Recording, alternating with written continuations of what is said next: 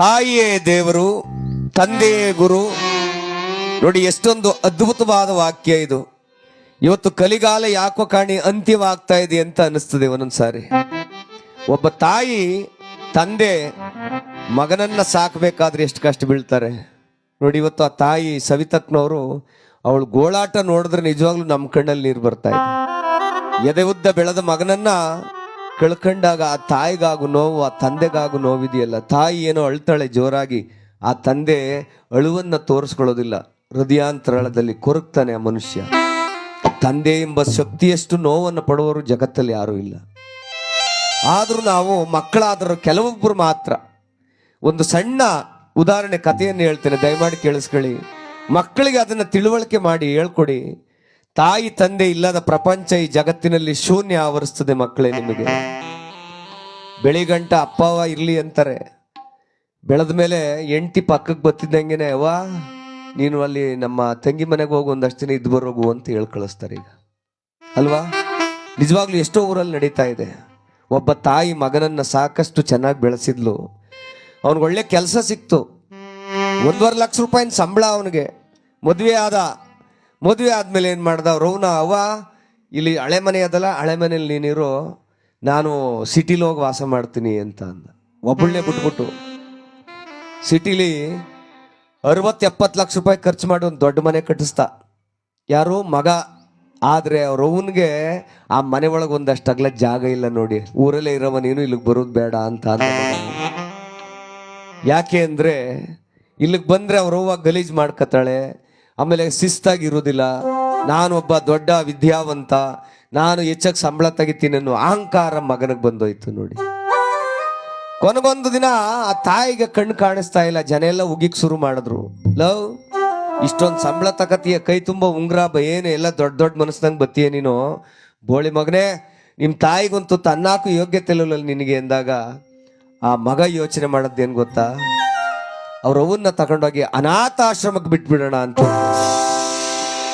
ನೋಡಿ ಎಂಥ ಕೆಟ್ಟ ಮನಸ್ಥಿತಿಯ ಮಕ್ಕಳಿದ್ದಾರೆ ಈ ಪ್ರಪಂಚದೊಳಗಡೆ.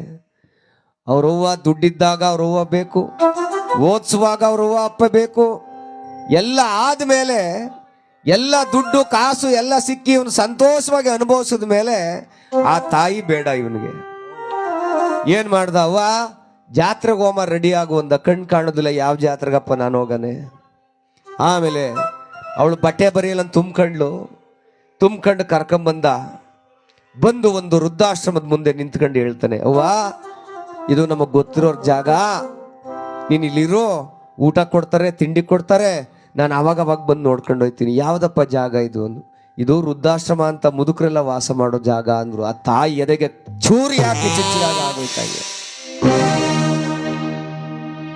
ಮಗನೇ, ಹುಟ್ಟಿ ಬೆಳೆದು ಸಾರ್ಥಕತೆಯನ್ನು ಕೊಡುವಂತ ಈ ನನ್ನ ಮಗ ಬಂದು ವೃದ್ಧಾಶ್ರಮಕ್ಕೆ ಸೇರಿಸ್ತಾ ಇದ್ದ.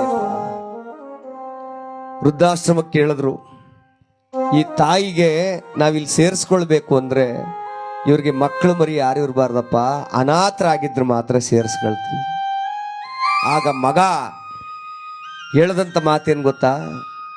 ಸಾರ್ ಬೇಕಾದ್ರೆ ಬಾಂಡ್ ಪೇಪರ್ ಮೇಲೆ ಬರ್ಕೊಡ್ತೀನಿ, ನನಗೂ ಅವಳಿಗೂ ಸಂಬಂಧ ಇಲ್ಲ ಅಂತ ಸೇರಿಸ್ಕೊಳ್ಳಿ ಸಾರ್ ತಮ್ಮ. ಇಂಥ ಕೆಟ್ಟ ಮಕ್ಕಳಿಗೆ ಧಿಕ್ಕಾರ ಇರಲಿ ಅಪ್ಪಾಜಿ. ತಾಯಿಗೂ ನನಗೂ ಸಂಬಂಧ ಇಲ್ಲ ಅಂತ ಬಾಂಡ್ ಪೇಪರ್ ಮೇಲೆ ಬರ್ಕೊಡ್ತೀನಿ ಎಂದ. ತಾಯಿಗೆ ಮತ್ತಷ್ಟು ಎದೆಗೆ ಚೂರಿ ಹಾಕಿ ಚಿಚ್ಚದಾಗ ಆಗ್ತಾ ಇದೆ.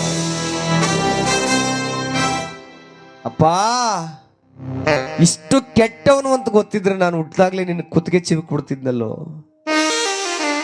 ಆಯ್ತು, ಆ ವೃದ್ಧಾಶ್ರಮದವರು ಬರ್ಕೊಡಪ್ಪ ಅಂತ ಅಂದ್ರು.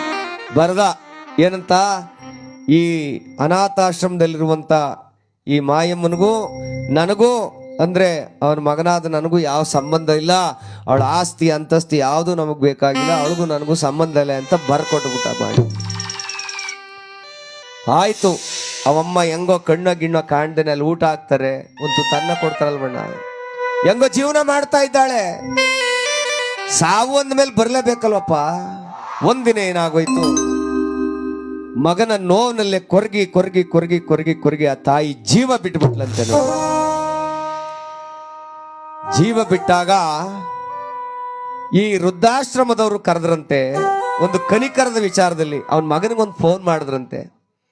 ನಿನ್ ತಾಯಿಗೂ ನಿನಗೂ ಸಂಬಂಧ ಇಲ್ಲಪ್ಪ ಜೀವಂತವಾಗಿದ್ದಾಗ, ಆದ್ರೆ ಸತ್ತೋಗಿದ್ದಾಳೆ, ಒಂದು ಮುಖ ನೋಡ್ಕೊಂಡು ಹೋಗಯ್ಯ ಅಂದಾಗ, ಸ್ವಾಮಿ ಮನೇಲೆ ಫೋಟೋ ಇಟ್ಟು ಪೂಜೆ ಮಾಡ್ಕತೀವಿ, ನೀವೇ ಒಪ್ಪ ಮಾಡ್ಬಿಡಿ ಸ್ವಾಮಿ ಅಂದ.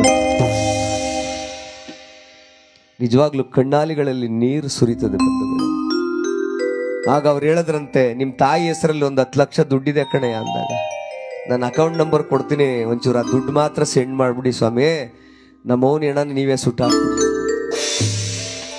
ಯಾವ ದೇಶದಲ್ಲಿದ್ದೀವಿ ನಾವು, ಯಾವ ಪ್ರಪಂಚದೊಳಗೆ ಬದುಕ್ತಾ ಇದ್ದೀವಿ? ತಾಯಿ ತಂದೆ ಅವರ ಎದೆ ರಕ್ತವನ್ನು ಬಸಿದು ನಮ್ಮನ್ನು ಇಷ್ಟು ಎತ್ತರಕ್ಕೆ ಬೆಳೆಸಿ ಬುದ್ಧಿ ವಿದ್ಯೆ ಎಲ್ಲವನ್ನು ಕೊಟ್ಟು ಕೊನೆಗಳಿಗೆನಲ್ಲಿ ಆ ತಾಯಿ ತಂದೆಯನ್ನು ಕೀಳಾಗಿ ಕಂಡ್ರೆ, ನಮ್ಮ ಅಪ್ಪ ಸರಿ ಇಲ್ಲ, ನಮ್ಮ ಅವ್ವ ಸರಿ ಇಲ್ಲ ಅಂತಂದ್ರೆ ಯಾವ ದೇಶ, ಯಾವ ಮಕ್ಕಳು ಉದ್ಧಾರ ಆಗ್ಲಿಕ್ಕೆ ಸಾಧ್ಯ? ಮಕ್ಕಳಿಗೆ ಹೇಳ್ಕೊಡಿ ದಯಮಾಡಿ, ತಾಯಿ ತಂದೆಗಿಂತ ಮಿಗಿಲಾದ ದೇವರು ಈ ಜಗತ್ತಿನಲ್ಲಿ ಇಲ್ಲ ಅಂತ ಮಕ್ಕಳಿಗೆ ಹೇಳ್ಕೊಡಿ ದಯಮಾಡಿ. ಮಕ್ಳೇನು ಅನ್ಕೊಂಡವ್ರಿ ಅಂದ್ರೆ, ನಾನೇನು ಅಪ್ಲಿಕೇಶನ್ ಹಾಕಿದ್ರೆ ಅವ್ರನ್ನ ಹುಡ್ಸುವಂತ ಕೊಡ್ಬೇಕಪ್ಪ ಆಸ್ತಿಯ. ನೋಡಿ ಎಂಥ ಅದ್ಭುತವಾದಂಥ ಆ ಮಕ್ಕಳ ಮನೋಭಾವನೆ ಬೆಳೆದೋಗಿದೆ. ಅದಕ್ಕಾಗಿ ಬಂಧುಗಳೇ, ಆ ತಾಯಿಯ ಮಮತೆಯ ಋಣವನ್ನು ಯಾವತ್ತೂ ಮರಿಬೇಡಿ, ತಂದೆಯ ಬೆವರಿನ ಹಂಗಿನ ಋಣವನ್ನು ಯಾವತ್ತೂ ಮರಿಬೇಡಿ. ಅವರಿಲ್ಲದ ಪ್ರಪಂಚ ಶೂನ್ಯ ಆವರಿಸೋಗುತ್ತೆ, ಅವರಿಲ್ಲದ ಜೀವನ ಎಷ್ಟೋ ನರಕಕ್ಕೆ ತಗೊಂಡು ಹೋಗ್ಬಿಡುತ್ತೆ. ಯಾರು ತಂದೆ ತಾಯಿಯರನ್ನ ಪ್ರೀತಿಯಿಂದ ಸೇವೆ ಮಾಡ್ತಾರೋ ಅವರಿಗೆ ಭಗವಂತ ಸದಾಕಾಲ ಆಶೀರ್ವಾದ ಮಾಡ್ತಾನೆ. ಅವರ ತಂದೆ ತಾಯಿಗಳ ಆಶೀರ್ವಾದ ಸದಾ ಸಿಗುತ್ತೆ. ಎಲ್ಲರಿಗೂ ಹೇಳ್ಕೊಡಿ, ನೀವು ಸ್ನೇಹಿತರಿಗೆ 10 ಲಕ್ಷ ಖರ್ಚು ಮಾಡಿ ಊಟ ಹಾಕ್ತಿದ್ರು ಚಿಂತೆ ಇಲ್ಲ, ಅಪ್ಪ ಅವನಿಗೊಂದು ತುತ್ತು ಅನ್ನವನ್ನ ಪ್ರೀತಿಯಿಂದ ಹಾಕ್ರಪ್ಪ ಸಾಕು ಅಂತ ಅಲ್ವಾ? ಸತ್ತಾಗ 1000 ಜನಕ್ಕೆ ಅನ್ನ ಹಾಕ್ದಾಗ ಅವ್ರಿಗೆ ಗೊತ್ತಿರ್ತದೆ, ನೋಡ್ತಾರ ಅವರು. ಬದುಕಿದ್ದಾಗ ಅವ್ರಿಗೆ ಅನ್ನ ಇಲ್ಲ ಅಲ್ವಾ? ಅದಕ್ಕಾಗಿ ತಾಯಿ ತಂದೆಯರ ಋಣವನ್ನ ನಾವು ಯಾವತ್ತೂ ಮರೆಯೋದು ಬೇಡ ಅಂತ ಹೇಳ್ತಾ, ಎತ್ತ ತಾಯಿ ತಂದೆಯರ ಪಾದಕ್ಕೆ ಗೋವಿಂದ, ಎತ್ತ ತಾಯಿ ತಂದೆಯರ ಪಾದಕ್ಕೆ ಗೋವಿಂದ.